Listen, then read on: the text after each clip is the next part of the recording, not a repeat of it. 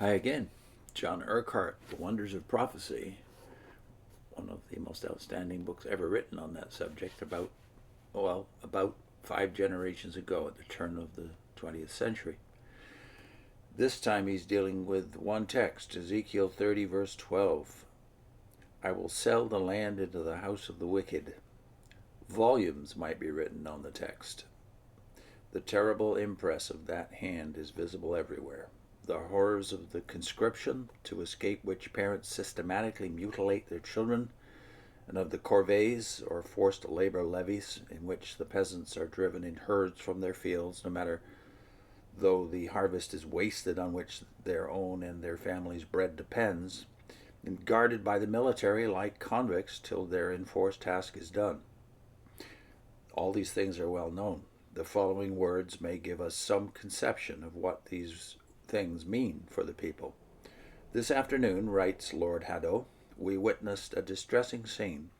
Some men had been forcibly impressed at a village and were lying bound in the boats which were to convey them to Cairo, and which, the wind being contrary, were slowly hauled along the shore, while the wives and mothers of the men from whom they were thus separated for life followed howling and shrieking for many miles. Attentions were paid to him as the eldest son of the Premier of England, Lord Aberdeen, and he says the worst of it is that the sheik of each village is ordered to come down to the water with 50 men to haul the boat in case the wind should fail. And the violence and even cruelty with which the unfortunate fellahs, that is fellaheen, are driven from their fields with the sticks and whips of the camp cavasses interferes with my enjoyment. So says Lord Aberdeen. Mahomet Ali, in one of his instructions to the provincial government, said of his conscripts, some draw their teeth, some put out their eyes, and others break their arms, or otherwise maim themselves. And in order to put a stop to the practice largely indulged in by Egyptian mothers of putting out one of the eyes of their male children to save them from the conscription, he formed a one-eyed regiment for garrison duty. Were any consideration or care shown for the soldiers, military service could not possibly be the terror it is to the fellaheen. But the tender mercies of the wicked are cruel. The spirit in which the people are treated may be understood from the following extracts from the work of Mr. Villiers Stuart, which is in substance a government report, and which we may therefore accept as written calmly and after due investigation. He found 40,000 men making a canal in Upper Egypt to irrigate the lands of some rich pashas.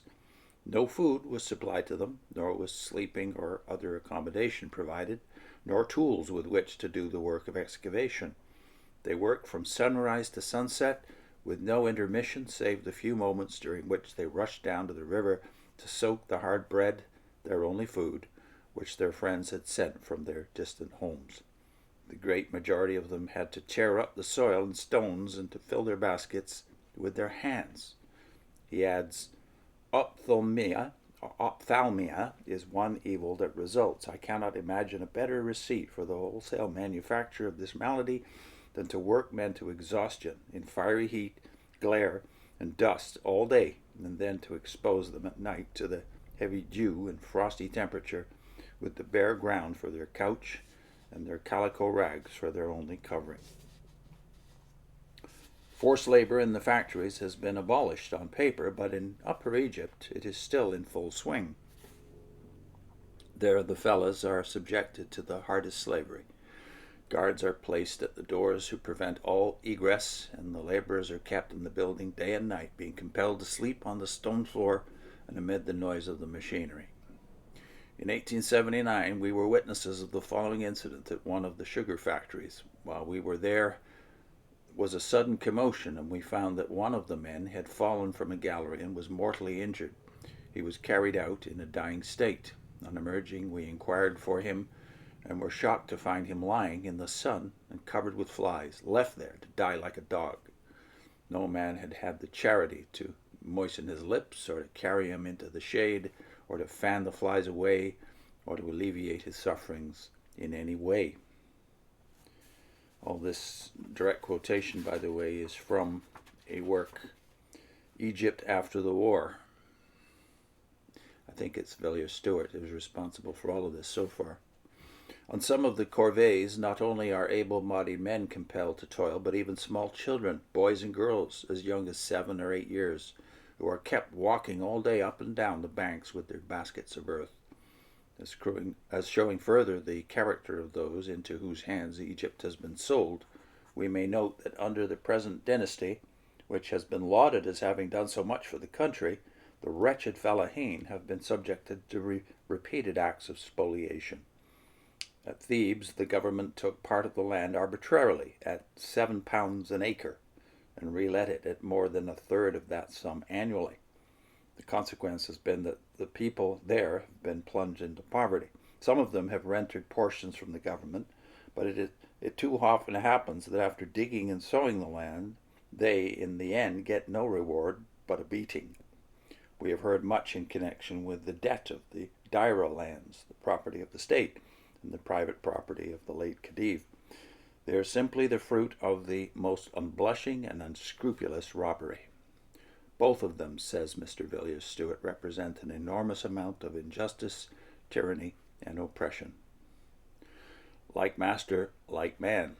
The example of those in high places has been only too closely followed by their subordinates. During this portion of my tour, says Mr. Stuart, I happened to be witness of an incident which is highly instructive and serves as a typical instance of the behavior of the subordinate officials towards the rank and file of the people. As I passed, a gang of men in chains, probably for non-payment of taxes, were drawn up in front of the post office. One of these presented a docket to the postmaster. He answered roughly, "You've had your letter." At the same time, he tore up the docket and threw it out of the window. I took up the torn pieces and found that they were a warrant for the delivery of a registered letter. I asked the postmaster how it came that if the man had received his letter, he had been allowed to retain the voucher. The postmaster, seeing that I was disposed not to let the matter drop, now changed his tone and said to the claimant, "If you will get 2 respectable townspeople to certify your identity, you shall have your letter." It appeared, therefore, that his first assertion that the man had received his letter was a positive falsehood. This incident furnishes one more illustration of how corrupt and dishonest the official classes are, from the highest to the lowest. Even the courts of justice, where the oppressed might plead their cause, are simply additional instruments of extortion and wrong. It's bad enough in any country to be occupied in lawsuits, but nowhere does a poor man find so much difficulty in obtaining justice as in Egypt. He's not only put off from day to day, but obliged to run from one person to another to no purpose for days, weeks, or even months. And unless he can manage to collect sufficient to bribe the bash kateb and other employees of the court, he may hope in vain to obtain justice or even attention to his complaints. This is all from Wilkinson's Murray's Handbook of Egypt. The spirit of high-handed and cruel mastery marks the procedure of all the tribunals. Criminal cases are dealt with by the mahmours and mudirs in despotic and arbitrary fashion.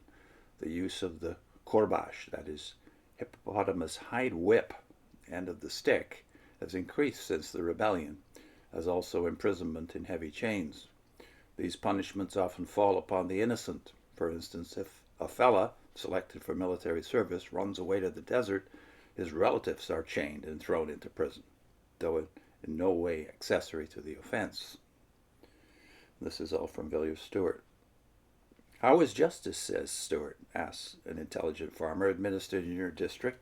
"It is all by bribery. A poor man has no chance. If he is wronged, if it is a small debt, or if he has been maltreated or beaten or robbed, there is a small local tribunal. The constable of the village reports the case to the mahmour, who, if he deems it sufficiently important, reports it to the mudir. If it is a land dispute, that is about boundaries or successions, it goes to tanta. 3 or 4 years or 5 years may elapse before it is settled. If he has a buffalo or a cow, he must sell it to make presents for chief clerks and their subordinates, and even high officials. He is soon ruined. In other cases, which are reported to the mahmour, and by the mahmur to the mudir, the man who can afford to bribe the highest gets the most favorable reports. Lots more to be said. Put in a link to what J.C. Ryle said about the Gentile times. We've already observed in this book, Wonders of Prophecy, that it's not just Israel that suffers during the predations of the Gentile times. What does J.C. Ryle say about the end of those Gentile times? See you next time.